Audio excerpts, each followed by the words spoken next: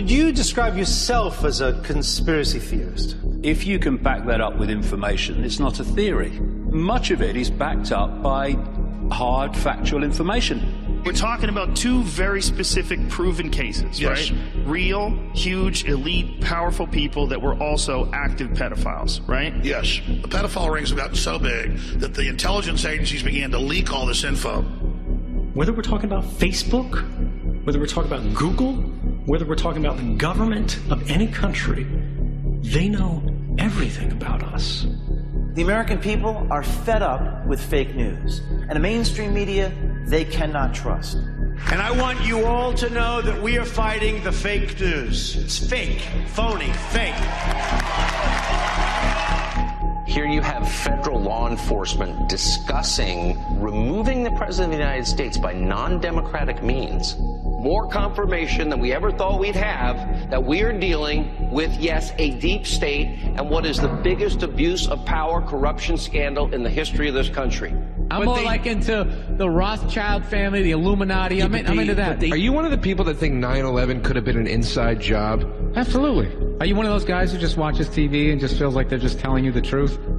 Do you believe that the Twin Towers were destroyed by forces of the American government or similar? We have to remain open-minded to any kind of possibility. I think it's interesting the way these tragic events are used to enforce further controls on us. They use force to make you do what the deciders have decided you must do. You are a slave. You were born into bondage, born into a prison that you cannot smell or taste or touch. We start putting these ideas and ideals on people. That's why we are in a simulation. Maybe we're in a computer simulation. I can't rule that out.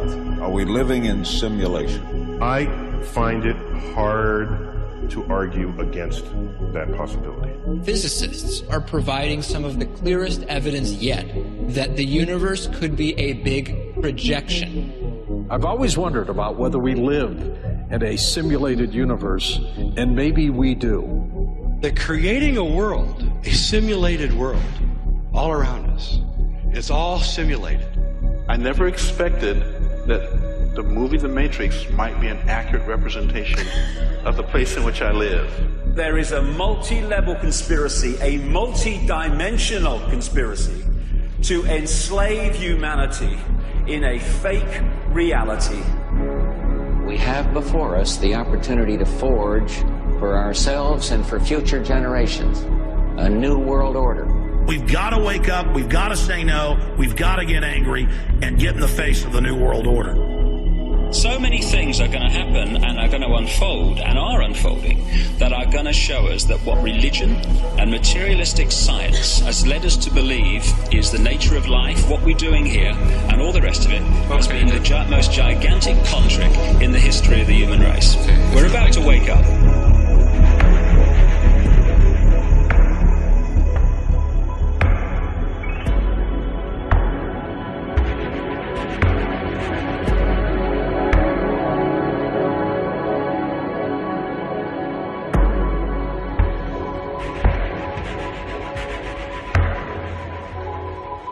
The disclosure of this subject is the most important announcement in the history of the human race. The best thing that ever happened. The best thing that ever happened in the history of humanity.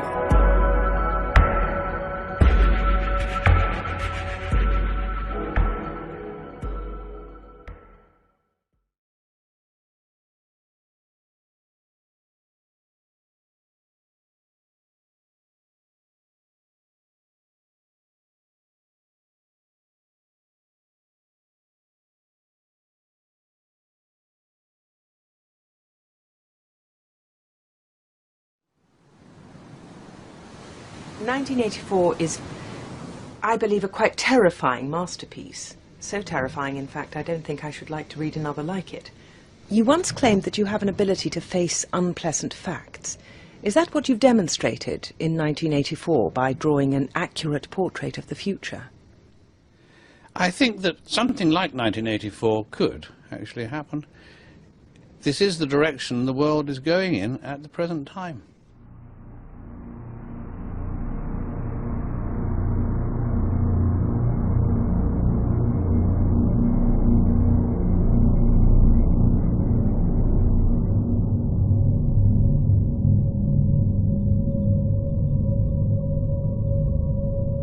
The American people are living in a matrix.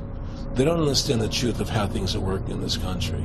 The whole agenda is to create a one-world government where everybody has an RFID chip implanted in them. All money is to be in those chips, right? There'll be no more cash. And this is giving me straight from Rockefeller himself. This is what they want to accomplish. Imagine a world under complete totalitarianism. It's a world of perpetual war, surveillance, and mind control, governed by a singular ideology. All independent thoughts and individualism apart from this reigning philosophy is considered to be a thought crime. At the helm of this state oppression is an ambiguous entity called Big Brother, and every day it requires a ritualistic cult worship to the state. But aside from this tyrannical adulation of Big Brother, there's also a calculated manipulation of language designed for one reason: mind control. People are conditioned through repetition and propaganda. We just legalized propaganda being used by the government on our own people. We just made that legal. We are literally living in 1984. They're changing the answers to math now.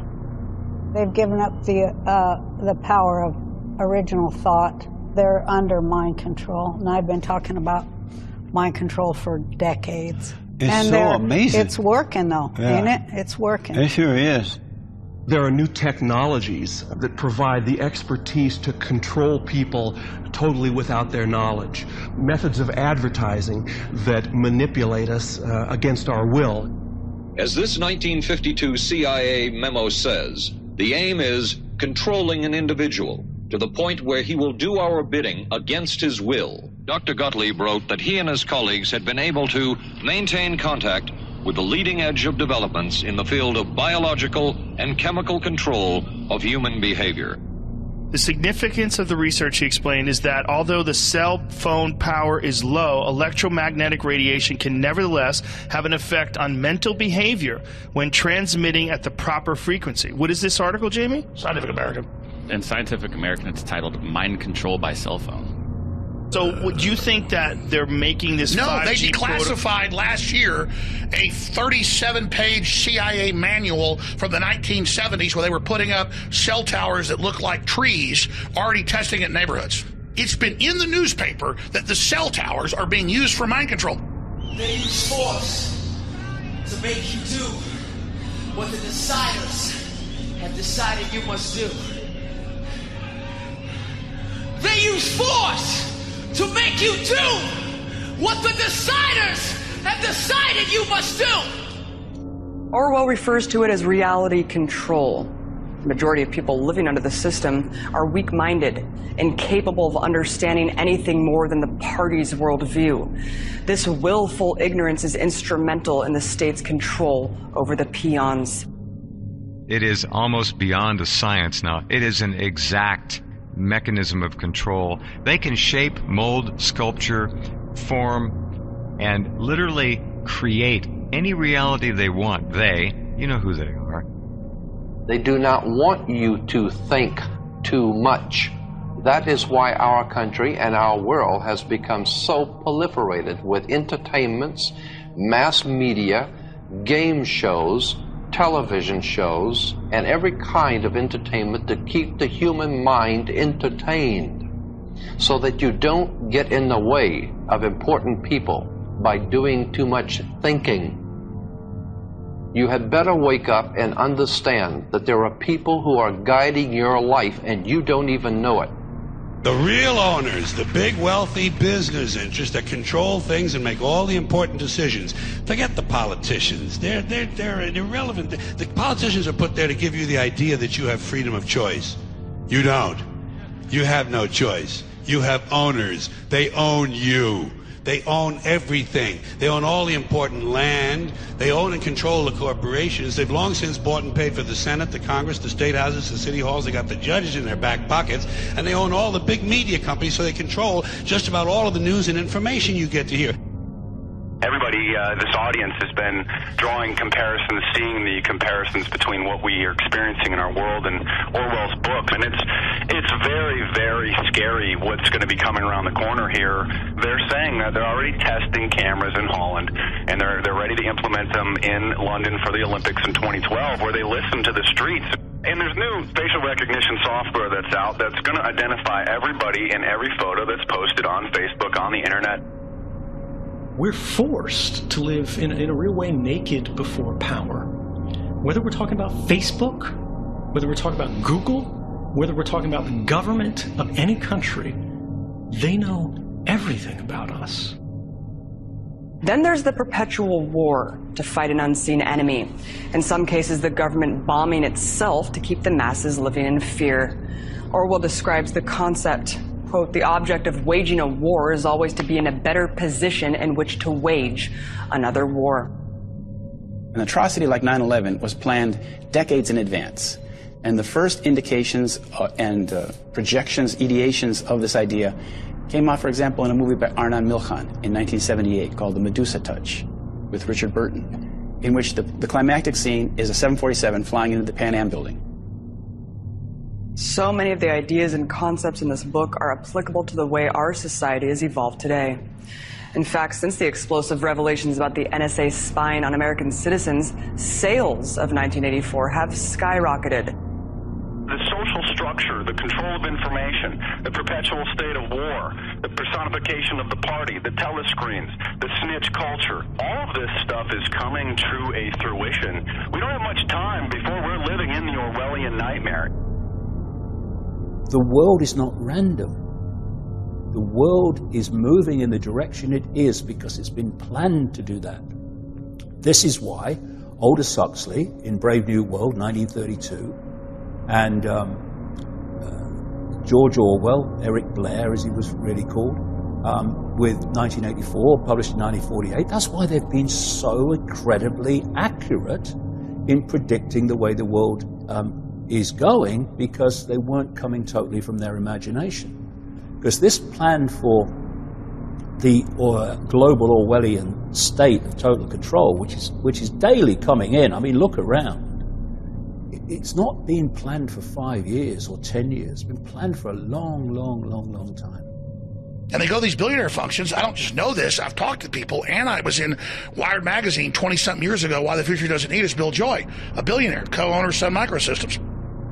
He goes to a billionaire meeting with 200 guys, and the consensus was, we're not going to let people play video games and party all day. We're going to set up a world government. We're going to slowly titrate the dose and poison the public, dumb them down, put electromagnetic radiation out with 5G that scrambles their DNA, lowers their IQ. We're going to cause mass mental illness and a controlled societal collapse that'll then be organized and controlled in the mop-up crew by robots, controlled by the globalist programmers who believe with the off-world entities they're in communication with, that they're going to be given the operation to upload and be in that larger kind of Borg cube system if they sell the country out. You're not given the real technology. You're not given the real life extension. You're given the crap, Joe. And the Earth is seen as like an egg yolk to give the propulsion power for this new thing that's going to be born. And whether you believe that or not, just like when the new thing meaning artificial intelligence? Beyond that. It's a fusion of artificial intelligence and a whole synthesis of new life forms.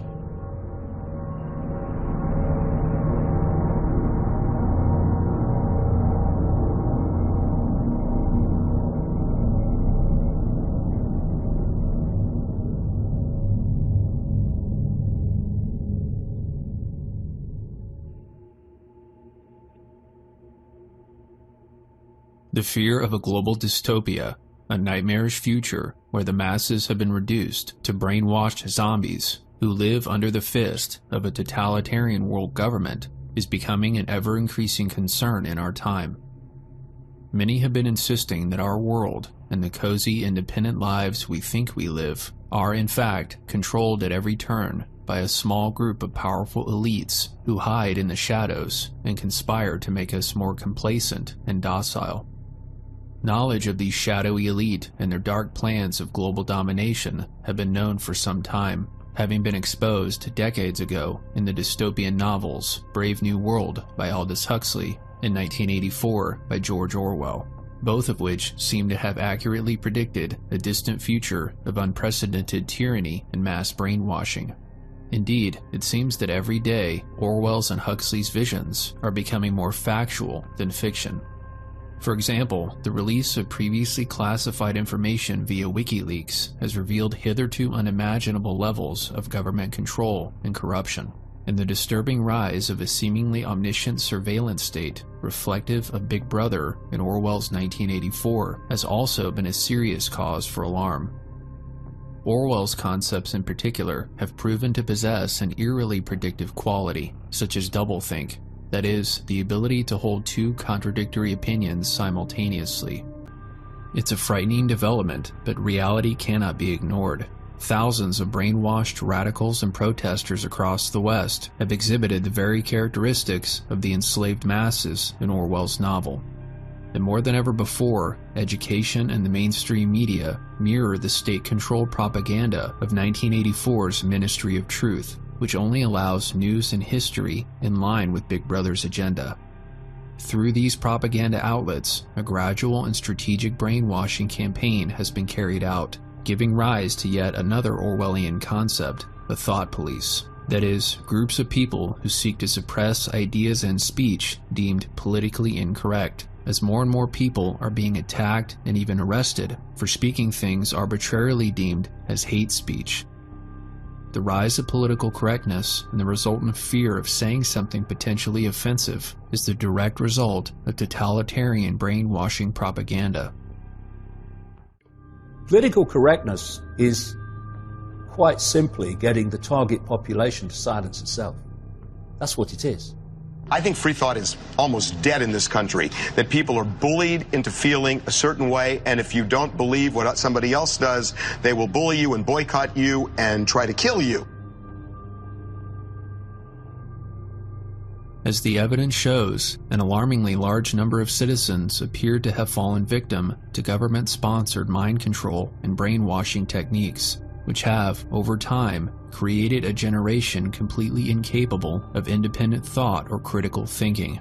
Consequently, thousands have risen up in support for the abolition of all national borders, a goal that has been explicitly recognized by elites as being an integral part of their plan for a one-world government.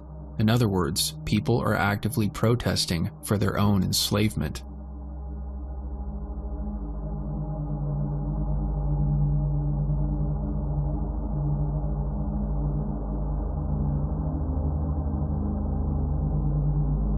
We're mentally in prison. I like the word prison because we're choosing to be enslaved. You're choosing to enslave people's minds. You're choosing to not let the truth be free. You are demanding the building of your own prison. All day long, beating you over the head in their media, telling you what to believe, what to think, and what to buy. The table is tilted, folks. The game is rigged. And nobody seems to notice. Nobody seems to care. This thing snuck up on us. And it's here now, and it wants to kill every man, woman, and child of us, and is not going to make deals, and is not going to play games. Nothing in this world works the way you think it does. Nothing. Governments do not operate the way you think they do. Banks do not do what you think they do. The police department is not here for what you think it is. Nothing in your world works the way you think it does.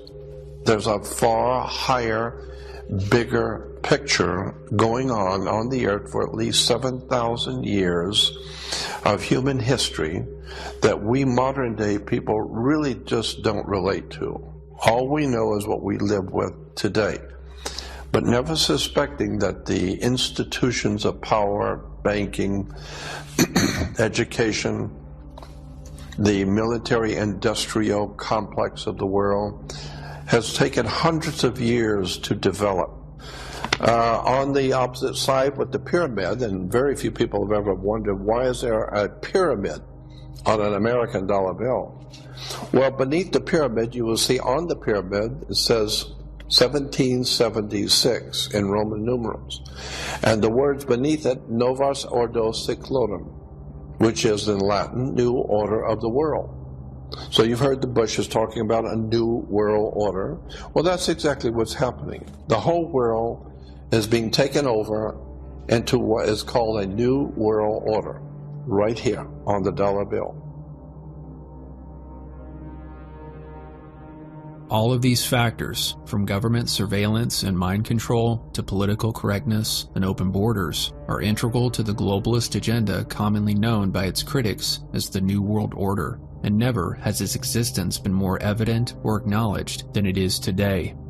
Since the release of the 1999 film The Matrix, the New World Order has also come to be alternatively referred to as The Matrix, as many perceive the film to be an accurate metaphor for the system of political, social, and psychological control that various aspects of society have over the masses, from political elections to television and movies and the educational system.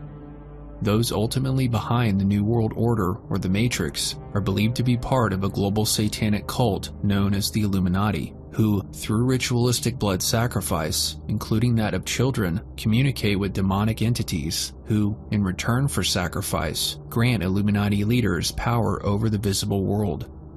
For decades, this global satanic cult and its New World Order agenda has been recognized by the Christian prophecy community as evidence of Satan's plan to prepare the world for the Antichrist. However, the increasing exposure of the New World Order and its satanic architects in our time makes it seem as though Satan's plans are rapidly unraveling. Even more puzzling is that the New World Order is being exposed primarily by people who, from a truly biblical perspective, are as satanically indoctrinated as those behind the New World Order. It would appear then that Satan's house is divided. How could the great deceiver and leader of the fallen angels allow his own kingdom to be exposed by his very own? The simple answer is that he wouldn't. In the 12th chapter of the Gospel of Matthew, Christ confirms that Satan is not foolish enough to allow his own kingdom to fall through internal division. Satan himself is exposing the New World Order, a phenomenon which I call the Matrix disclosure, as part of a conspiracy far greater than anything ever conceived by the Illuminati. You have been grievously deceived.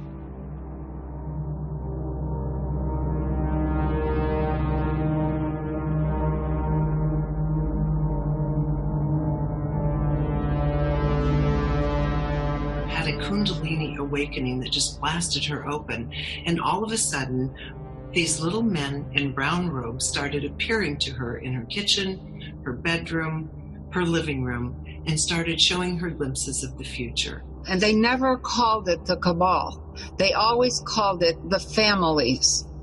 That was their term, 12 or 13 families.